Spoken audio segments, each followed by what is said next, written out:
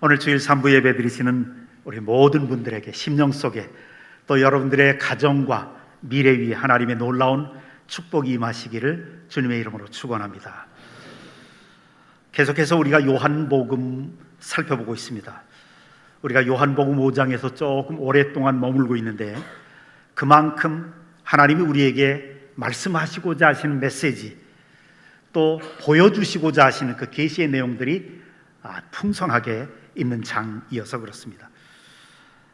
1절에 보면 그 후에 유대인의 명절이 되어 예수께서 예루살렘에 올라가시니라. 모든 이스라엘 사람들은, 특별히 이스라엘 남자들은 명절 때, 유대인의 큰 절기들 때 예루살렘에 다 모입니다. 일주일씩 축제를 벌이고 예배를 드립니다. 이 한 주간 동안 거대한 축제의 불야성을 이루는 기간이 유대인의 명절 기간이죠.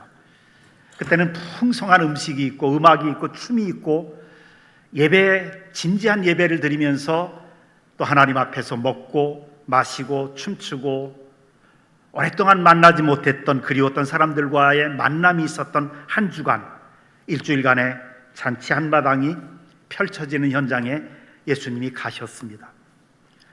근데 예수님은 그 즐거운 잔치마당을 뒤로하고 가장 연약한 사람들, 외롭고 고통받는 사람들, 움직이지 못하는 중병 환자들, 앓고 있는 사람들이 있는 곳 베데스다 연못을 찾아가셨습니다.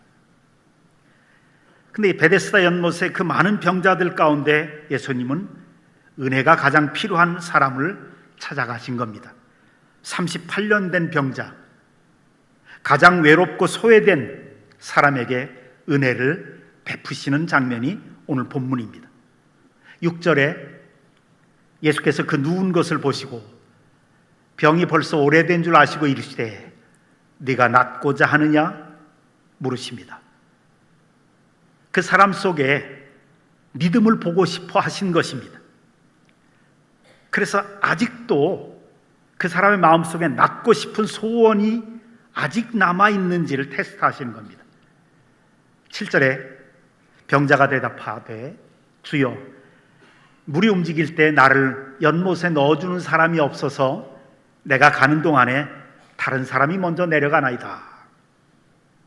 이 사람은 38년 동안 병 낫기를 위해서 무진 애를 썼지만 물이 움직일 때마다 그 연못에 넣어줄 사람이 없었습니다. 그래서 38년 동안 낫지 못하고 있었던 거예요. 그러나 그럼에도 불구하고 38년 동안을 기다리는 믿음이 있었습니다.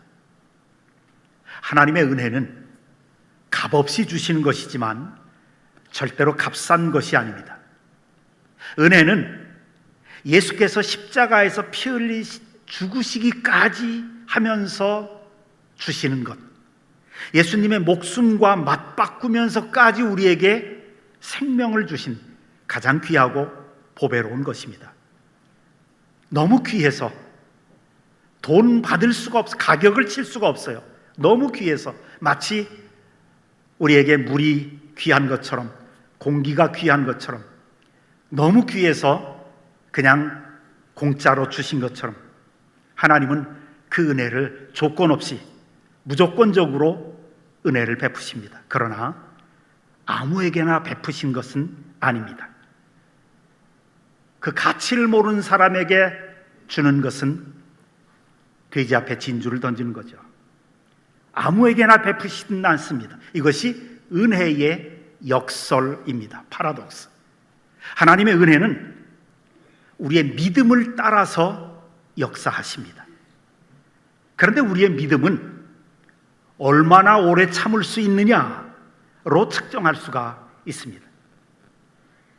하나님이 때때로 우리 삶 속에 시련을, 질병이나 사고나 고통스러운 기간을 허락하시는 가장 큰 이유 중에 하나는 우리로 하여금 인내하는 성품을 갖도록 하기 위한 것입니다.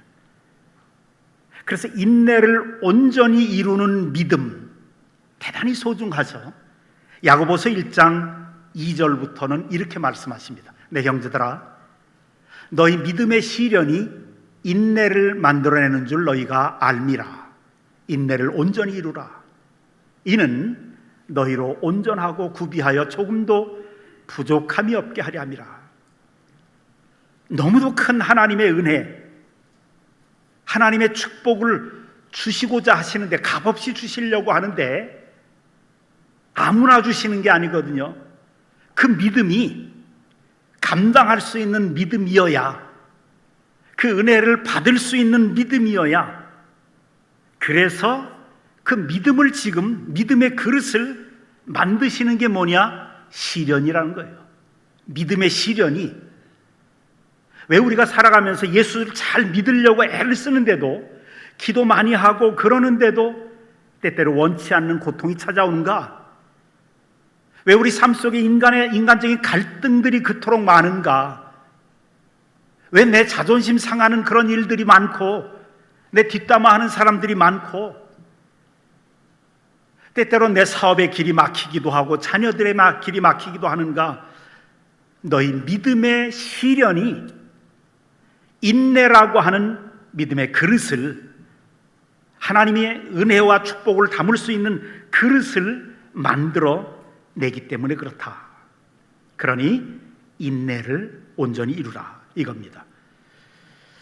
하나님께 우리의 믿음을 보여드릴 수 있는 길은 고난 중에 인내하는 것입니다. 그래서 믿음이 성숙한 사람들은 인내합니다. 쉽사리 원망하거나 불평하지 않고 책임 전가하지 않습니다. 오래 참으면서 잠잠히 하나님을 기다리고 신뢰합니다. 하나님의 은혜와 축복은 소망을 잃지 않고 기다리는 사람에게 찾아오는 겁니다. 이 38년 된 병자, 이 사람은 아직도 나을 수 있다는 소망을 가지고 있었습니다. 우리 현대인들은 너무 조급해요.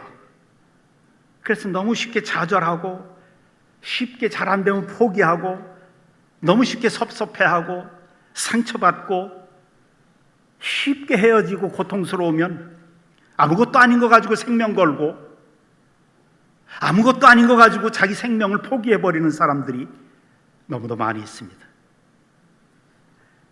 여러분, 우리가 부딪힌 문제가 얼마나 어렵습니까? 열심히 노력해도 안 된다고 포기하지 마십시오. 하나님이 끝내시기 전까지는 끝난 것이 아닙니다. 계속 기도해도 아무 응답이 없다고 주저앉으면 안 됩니다. 내가 그토록 기도했는데 남편이 변화되지 않는다고, 아내가 변화되지 않는다고, 내가 그렇게 새벽에 부르짖는데도 자녀의 앞길이 열려지지 않는다고 낙심하지 마십시오. 하나님은 우리가 인내하면서 기다리는 동안 조용히 무대를 준비하고 계신 겁니다.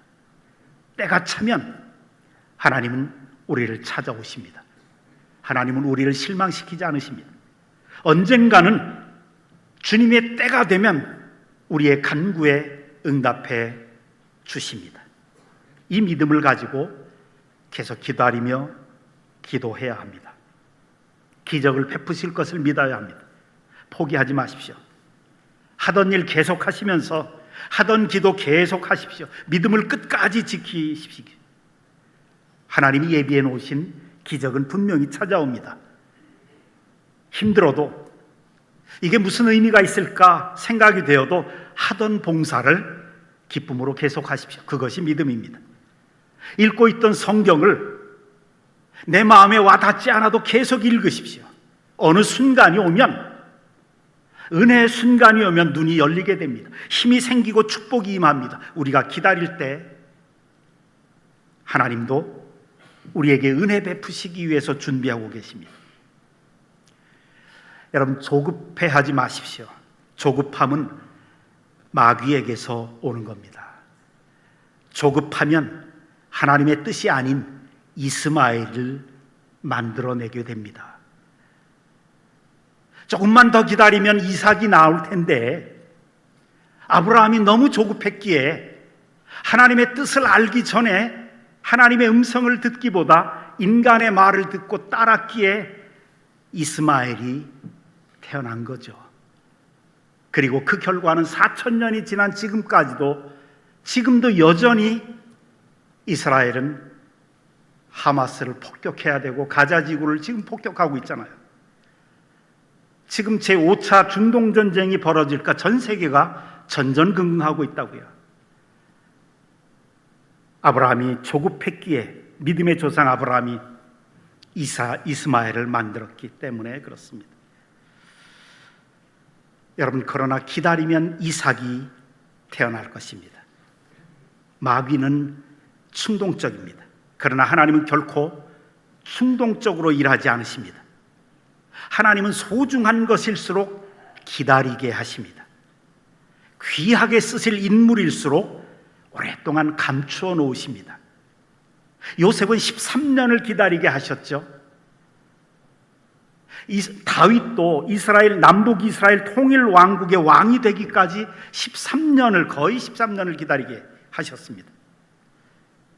하나님은 창세기 3장 15절에서 인류를 구원할 메시아를 보내겠다고 약속하신 일에 수천 년 동안을 예수님을 이 땅에 보내시기까지 수천 년 동안을 기다리셨습니다. 그리고 구원을 이루셨죠. 하나님을 신뢰함으로 기다리십시오. 믿음으로 기다리십시오. 가장 적합한 시간에 주님이 우리를 찾아오실 겁니다. 뿐만 아니라 하나님은 우리 안에 심겨져 있는 소원에 따라서 기적을 베푸십니다.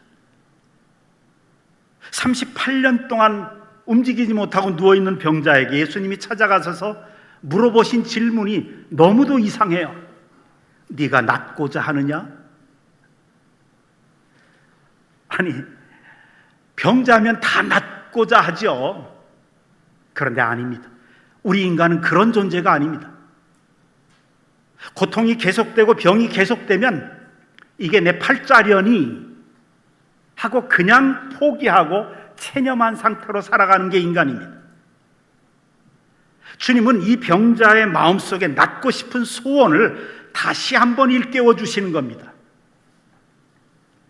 이 병자의 마음속에는 낳고 싶은 소원이 이미 있었지만 해가 거듭될수록 소원의 열도가 약해지기 시작한 겁니다. 그래서 예수님이 그 마음의 소원에 다시 불을 붙여주신 겁니다. 소원이 다시 불일 듯하게 일어나게 한 겁니다. 우리 지난주에 이제 여름 행사가 청년회 이번 주간 청년회 빼놓고 모든 유치부부터 시작해서 EM 또 아동부, 중등부, 고등부까지 모든 수련회를 마쳤습니다. 이 수련회 기간, 여름 캠프 기간 동안에는 주님이 항상 역사하시거든요. 그래서 우리 자녀들, 다음 세대들의 마음속에 뭔가 말씀하세요. 소원이 생기기 시작합니다. 우리 지난주 미국 비전 트립 팀 2주 동안 갔다 오고 난 다음에 나와서 간증하는 모습을 들었습니다. 막 아이들이 너무 좋아하고 그냥 자기 소원을 이야기하더라고요. 유학을 가고 싶다고. 근데 이제 보십시오. 소원은 하나님이 역사하시고 말씀하실 때 생기지만 이게 점점 지나가면서 서서히 약화되고 없어집니다.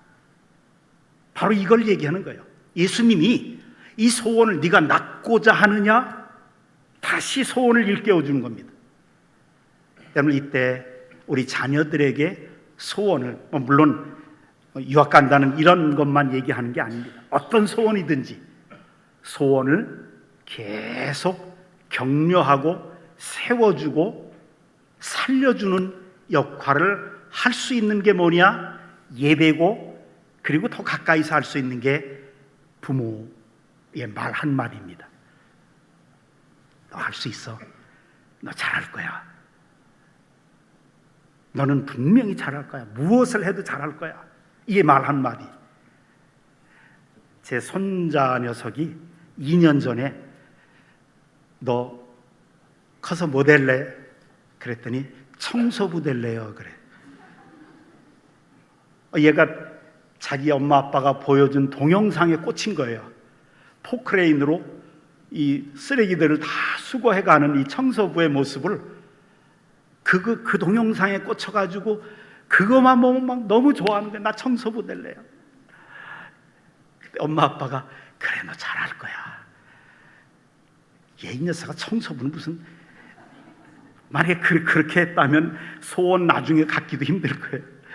넌 뭘 해도 잘할 거야. 그러면서 그 엄마 아빠가 그러더라고요.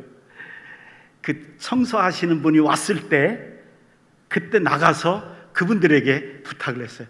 우리 아이가 그 당신들의 이 동영상을 보고 너무 좋아해서 그런데 사진을 좀 같이 찍었으면 좋겠다고. 청소부 아저씨들하고 같이 그 차하고 같이 있을 때 사진도 찍고 막 길을 살려주더라고요.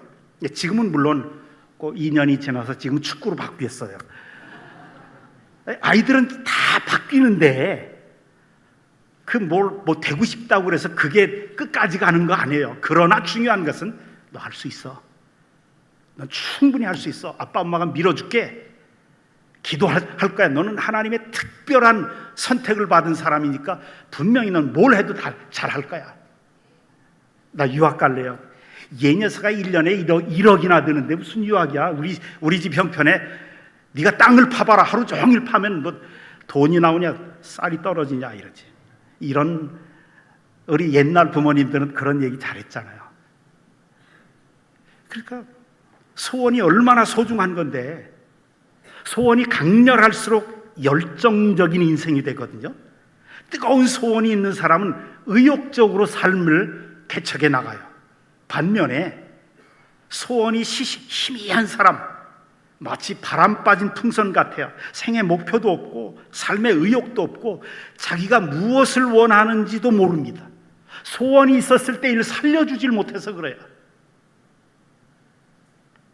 그냥 내 나이에 젊은 사람도요, 돈 좀 벌어서 좋은 환경에서 카페나 하나 차리고요, 그냥 편안하게 여유 있게 살죠 뭐. 인생에 궁극적인 목표가 없어요. 내가 크리스찬들로 하나님으로부터 쓰임 받겠다는 그런 분명한 목표가 없다고, 소원이 없다고요. 우리 마음속에 뜨거운 열망과 강한 소원을 품고 산다는 게 은혜고 축복입니다. 그래서 하나님은 자기의 기쁘신 뜻을 위해서, 이루시기 위해서 우리 안에 소원을 두고 행하신다고 성경은 말합니다. 빌립보서 2장에 보면 너희 안에서 행하시는 이는 하나님이시니 자기의 기쁘신 뜻을 위하여 너희로 소원을 두고 행하게 하시나니. 하나님이 우리에게 심어주신 이 소원은 하나님의 기쁘신 뜻을 위한 것입니다. 소원이 없는 사람이 없어요. 문제는 그것이 살아나느냐, 그래서 인생의 목표가 되느냐, 아니면 그냥 흐지부지 공기 빠진 풍선같이 됐냐. 문제가 소원이 강렬하지 못한 거예요. 언제 강렬해지느냐? 우리의 소원은 하나님의 은혜를 체험할 때 더 강렬해집니다. 여름 수련회 때나 예배 때 설교자를 통해서 주신 말씀을 통해서 막 살아납니다. 내가 뭐 하면서 살아야 되겠다. 근데 이것을 계속 불을 떼줘야 돼. 예수님이 지금 그것을 하시는 거예요. 내가 낫기를 원하느냐? 성령님이 임하실 때 성령님은 우리 안에 담아두신 하나님의 소원을 밝혀주십니다.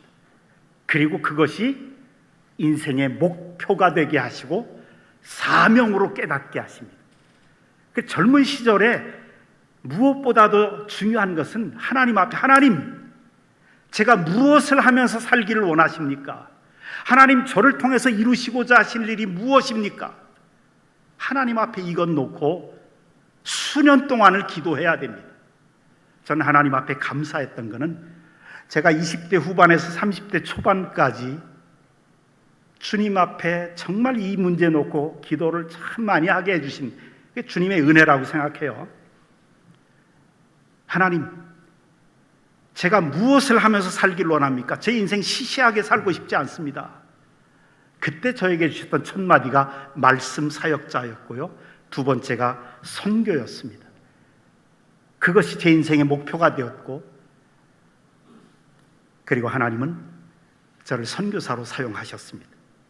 얼마나 감사한지 몰라요. 제 인생의 가장 황금기, 노른자위 같은 황금기에 아프리카에서 복음을 전했다는 것, 물론 잘하지는 못했지만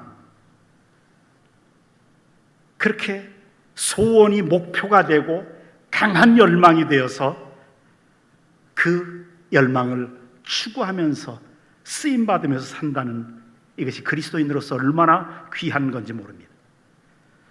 이 사람의 마음속에 강렬한 소원을 불붙여 주신 주님이 이제 말씀하십니다. 8절 9절에 예수께서 이르시되 일어나 내 자리를 들고 걸어가라 하시니 그 사람이 곧 나와서 자리를 들고 걸어가니라. 내 자리를 들고 걸어가라. 침상을 들고 걸어가라. 매트리스 들고 걸어가라. 이 한마디 말씀 하시는 순간에 성령님이 임하신 거죠. 여러분, 말씀과 함께 그에게 치유가 임한다는 사실 보십시오. 예수님이 누구십니까? 말씀을 하시면 그 말씀을 그대로 이루어지게 하시는 능력이 있으신 분이 예수님이십니다.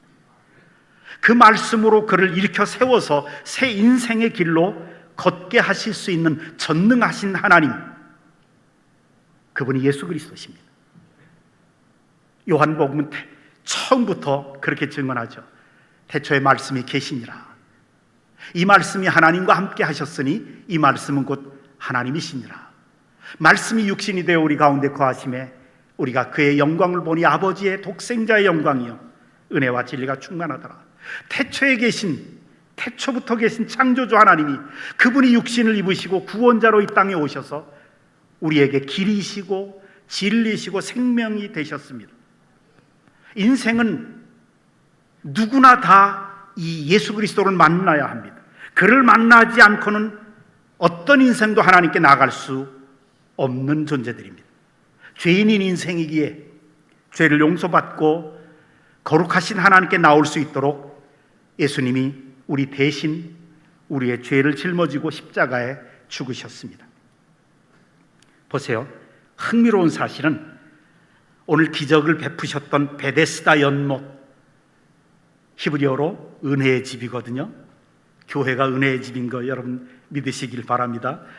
은혜의 집으로 나가기 위해서 사람들은 양문을 통과해야 했습니다. 2절을 보세요.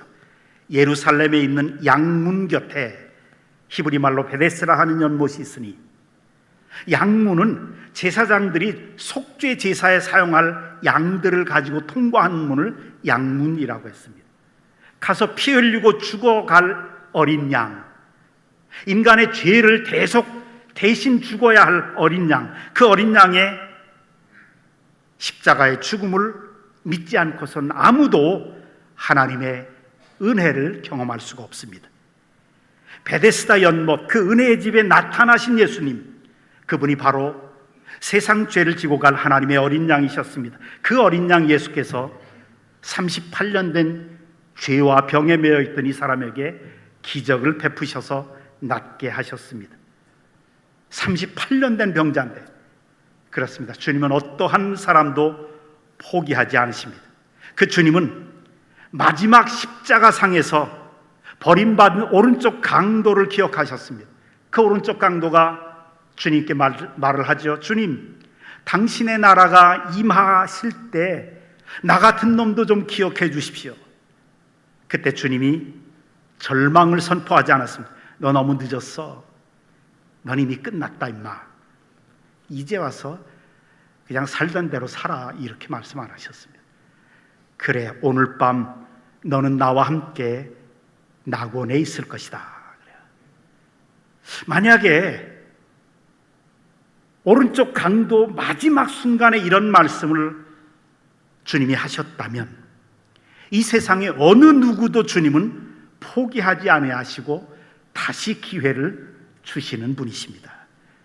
100번 실패했어도, 1000번 죄를 지었어도, 똑같은 죄를 10,000번 지었어도 그분 앞에 나와서 회개하는 사람에게 죄를 용서하시고 다시 기회를 주시고 성령의 능력을 허락하시는 주님, 이 세상에서 어느 누구라도 포기하지 않으시고 소망을 주시는 분, 그 사람이 사기꾼이든 강도든 간음자든 살인자든 주님은 어느 누구도 포기하지 않으시고 구원하시고 새로운 기회를 주시는 전능하신 하나님이십니다. 그리고 마지막에 보면 예수님은 말씀에 순종할 때 기적을 베푸신 모습을 볼 수 있습니다. 믿음이란 말씀에 순종하는 것입니다. 인격적인 믿음이란, 여러분들과 제가 인격적인 관계잖아요. 인격적이라는 것은 제가 말하면 믿어줘야 돼요. 여러분들이 저에게 무슨 말을 하시면 저도 믿습니다. 이게 인격적인 관계예요. 인격적인 믿음이란 주님이 하신 말씀을 신뢰하고 받아들이는 거예요. 믿고 받아들이는 거예요. 38년 된 병자는 네 자리를 들고 일어나라 말씀하셨을 때 그냥 일어났어요. 순종함으로 일어났어요. 아, 주님, 그건 누구 놀리십니까? 내가 38년 동안 누구 일어나고 싶지 않아서 일어나지 않은 줄 아십니까?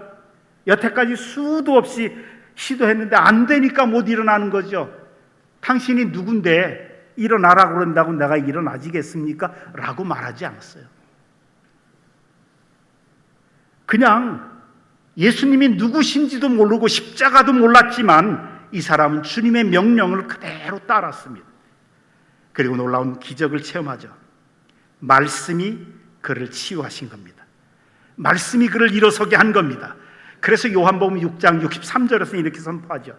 살리는 것은 영이니 육은 무익하니라. 내가 너희에게 이른 말이 영이요 생명이라. 주님의 말씀이 영이고 생명이고 능력입니다. 그러니 사랑하는 성도 여러분, 하나님의 말씀을 읽으십시오. 하나님의 말씀을, 선포되는 말씀을 전심전력해서 말씀을 들으십시오. 시편 107편 20절의 말씀을 저는 글자 그대로 마음을 다해서 믿습니다. 그가 그의 말씀을 보내어 그들을 고치시고 위험한 지경에서 건지시는도다. 주님이 누군가의 병을 고치시려고 할 때 말씀을 보내신다고 합니다. 위기에서 건지시는 그 말씀, 하나님의 말씀을 읽고 듣는 중에 내 마음속에 와 닿는 것이 있습니다. 은혜가 되는 말씀이 있습니다. 이건 나에게 주시는 말씀이다 라는 그 말씀이 있습니다. 내가 성경을 읽고 설교를 듣는 중에 이건 내 문제다 라고 생각되는 말씀이 있습니다.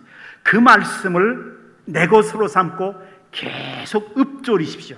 그것이 말씀을 자신에게 선포하는 것입니다. 여호수아 1장 8절에 두려움과 공포 속에 어떻게 하면 이스라엘 민족, 이제 모세가 죽고 자기가 지도자가 돼야 되는데 얼마나 두렵겠어요. 하나님이 나타나셔서 말씀하시죠. 이 율법책을 내 입에서 떠나지 말게 하며 그것을 주야로 묵상하라. 이 율법책을 내 눈에서 떠나지 말게 하며가 아니에요. 입에서 떠나지 말게 하며. 성경은 눈으로 읽는 게 아닙니다. 입으로 읽는 겁니다. 이것이 유태인의 성경 통독법입니다. 예루살렘 성지의 통곡의 벽에 성지순례 하신 분은 다 보셨을 겁니다. 유태인들이 그 앞에서 성경을 입으로 얼마나 읊조립니까? 이것이 성경이 가르치는 성경 통독법입니다. 성경을 읽을 때 눈으로 우리는 읽고 큐티한답시고 눈으로 보면서 생각하지만 유태인들 하나님이 가르쳐 주신 성경적인 방법은 입술로 읊조리는 겁니다. 소리내서 읽는 겁니다. 왜요? 그래야 내 심령 속에 선포가 되거든요. 내가 듣고 내 심령이 고침받는 거거든요. 용기를 얻고 담대함을 얻는 거거든요. 이 율법책을 내 입에서 떠나지 말게 하며, 그래서 말씀을 들을 때 다가오는 게 있으면, 성경을 읽을 때 은혜가 되는 말씀이 있으면 그 말씀을 하루에도 수십 번씩 수백 번씩 읽으십시오. 자신에게 선포하는 겁니다.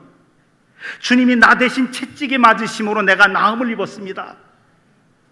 하나님이 나를 낫게 하실 겁니다. 약을 먹을 때도, 주사를 맞을 때도, 병원에 갈 때도 하나님이 나를 낫게 하십니다. 수십 번 수백 번 자신에게 선포하시고, 말씀 들을 때 이 말씀, 은혜된 말씀을 계속 선포하면 믿음이 강해집니다.